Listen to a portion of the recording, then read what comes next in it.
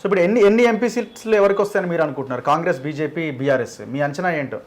నాకున్న అంచనా ప్రకారం, నమ్మకం ప్రకారం కాంగ్రెస్ పార్టీ ఖచ్చితంగా 7 సీట్లు అయితే వచ్చే అవకాశం ఉన్నది. 7 పక్కా అనిపిస్తున్నది. ఓకే. ఆదిలాబాదు, పెద్దపల్లి, ఆదిలాబాద్ కాంగ్రెస్ గెలుస్తుంది. ఓకే. ఆదిలాబాదు, పెద్దపల్లి, వరంగల్, మహబూబాబాద్, ఖమ్మం, నల్గొండ, నాగర్ కర్నూల్ ఇవైతే పక్కా గెలుస్తాయనే అభిప్రాయం నాకున్నది. ఓకే. ఇక వీటి తర్వాత మిగతా అన్ని కూడా ఇక అది టఫ్ ఉన్నాయి అనేది నా అభిప్రాయం. బీజేపీకి ఖచ్చితంగా గెలగలిగేది కరీంనగర్. ఓకే.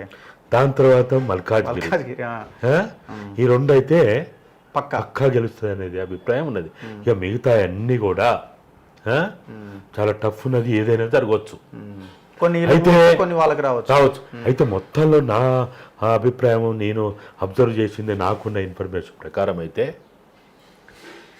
సైలెంట్ ఓటు ఎక్కువగా ఈసారి కాంగ్రెస్ పార్టీకి పడ్డది. ఓహో. ఓకే. Silent vote. అయితే బీఆర్ఎస్ ఓట్లు ఏవైతే ఉన్నాయో, బీఆర్ఎస్ 100% ఓట్లు అనుకుంటే, 100 ఓట్లు అనుకుంటే 40 ఓట్లు బీఆర్ఎస్ సంబంధించిన 40 ఓట్లు కాంగ్రెస్కి పడ్డాయి. ఓకే. 30 ఓట్లు బీజేపీకి పడ్డాయి. 30 ఓట్లు మాత్రమే బీఆర్ఎస్కి పడ్డాయి. ఓకే. వాళ్ళ 100 ఓట్లు ఈ విధంగా చీలిపోయినాయి. గతంలో బీఆర్ఎస్ కేసిన ముస్లిమ్స్, గతంలో బీఆర్ఎస్ కేసిన క్రిస్టియన్లు, గతంలో బీఆర్ఎస్ కేసిన దళితులు, అంటే యాంటీ బీజేపీ వాళ్ళు ఈసారి సాలిడ్గా కాంగ్రెస్ కేసిన సైలెంట్గా. ఓకే. అయితే బీజేపీ గెలుస్తుంది, భువనగిరి గెలుస్తుంది, సికింద్రాబాద్ గెలుస్తుంది, జైరాబాద్ కూడా గెలుస్తుంది, చేవెళ్ళ గెలుస్తుంది, మహబూబ్నగర్ గెలుస్తుంది.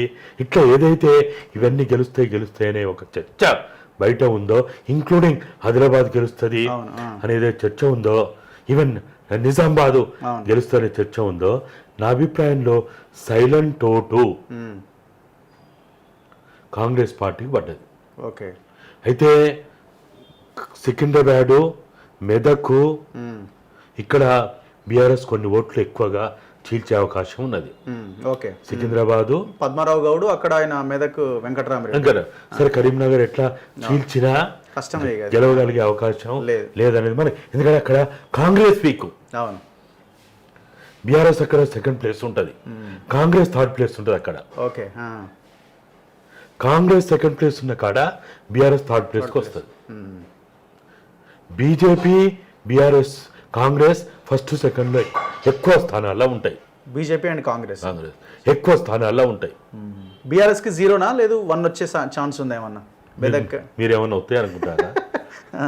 మెదక్ ఏమో చెప్పలేమని వాళ్ళు ఏదో హోప్స్ పెట్టుకున్నట్టున్నారు. సరే, హోప్స్ ఉండడం తప్ప, ఓట్లు పడవచ్చు కానీ రాకపోవచ్చు. అందుకనే మెరుగైన ఓట్లు కరీంనగర్, మెదక్, సికింద్రాబాద్ మెరుగైన ఓట్లు పడ్డాయి. అంతవరకు మనకి కనపడుతుంది. అయితే ఇక్కడ పద్మారావు మీద ఉన్న గౌరవంతో, అభిమానంతో క్రిస్టియన్లు ముస్లిమ్స్ కనుక ఓట్లు వేస్తే, ముస్లిమ్స్ చేయకపోవచ్చు, క్రిస్టియన్ చేస్తే కాంగ్రెస్కి కొంత తక్కువ అక్కడ. అట్లా ఏమన్నా కిషన్ రెడ్డి గారు బయటపడే అవకాశం కనిపిస్తున్నది అక్కడ. అంతే తప్ప కిషన్ రెడ్డి గారు యాజ్ ఇట్ ఈస్గా అయితే, కిషన్ రెడ్డి గారు మంచోడు, చాలా సౌమ్యుడు, నాన్ కాంట్రవర్సు, నాన్ కరప్టు, లంపెన్ కాదు, రౌడీ కాదు, ఇవన్నీ అభిప్రాయాలు పీపుల్లో ఉన్నాయి. కానీ మంచోడైనా పార్టీ వాళ్ళకి మోడీ, అమిత్ షా కనపడుతాండ్రు, కిషన్ రెడ్డి ఇక్కడ అవపడతలేడు.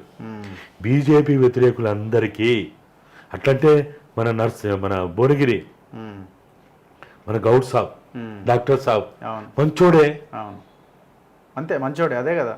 బీజేపీ అన్నట్లే ఉన్నాయి. ఇప్పుడు కొండా విశ్వేశ్వరరెడ్డి అందరికంటే మంచోడు అంటారు, చాలా మంచోడు అంటారు. చాలా ఖర్చు పెట్టిండు, స్కూళ్ళని బాగు చేసిండు, శానిటేషన్ చేసిండు, హెల్త్ క్యాంపులు పెట్టిండు, అసలు నాకెంతో మంది చెప్పాడు. అయినా వాళ్ళకి అక్కడ కొండా విశ్వేశ్వరరెడ్డి అవపడతలేడు. ఓటేస్తే అప్పుడు అమిత్ షా, మోడీ అవపడతాండ్రు. కొన్ని ప్లేస్లో అదే మోడీ ఫేవర్ అయినట్టుంది కదా, మోదీ వేవ్ ఇవన్నీ కనిపిస్తున్నాయని అంటున్నారు కదా. అదేదో యూత్ ఓకే, ఏ బొబ్బ కేసులు అవన్నీ, అదంతా ఓటైనోడు బొబ్బ కేసులు, వాట్సాప్లలో, ట్విట్టర్లలో, సోషల్ మీడియాలో బొబ్బ కేసులు. మీరు చెప్తున్న 7 సీట్లలో 7 పక్కా కాంగ్రెస్ గెలుస్తుంది అంటున్నారు, 2 పక్కా బీజేపీ గెలుస్తుంది. మిగతా ఇంత టఫ్ ఇస్తుందంటే బీజేపీ రాష్ట్రంలో బలంగా పాగా వేస్తున్నట్టే కదా. బీజేపీ గొప్పతనం కాదు ఇది. ఉమ్, కేసీఆర్ అనే ఒక మూర్ఖుడు, ఒక తెలంగాణ వ్యతిరేకి, తెలంగాణ ద్రోహి, ఆయన కంటే ముఖ్యంగా కేటీఆర్ అనే ఒక అహంకారి ఉమ్, తెలంగాణ ద్రోహి చేసిన నష్టం వల్ల అసలు నిజంగా చెప్పాలంటే ఈ లోక్సభ ఎన్నికల సందర్భంలో తెలంగాణ సమాజం అంతా ఒక కన్ఫ్యూజన్లో ఉన్నారు. ఉమ్, క్లారిటీ ఎన్నికలు కాదు ఇది. ఓకే. అసెంబ్లీ ఎన్నికలప్పుడు చాలా క్లారిటీగా ఉండే, ఎవరిని ఓడించాలి, ఎవరిని గెలిపించాలి, ఎవడు శత్రు, ఎవడు మిత్రు. ఇక్కడ శత్రువు ఎవడో తెలియదు, మిత్రుడు ఎవడో తెలియదు.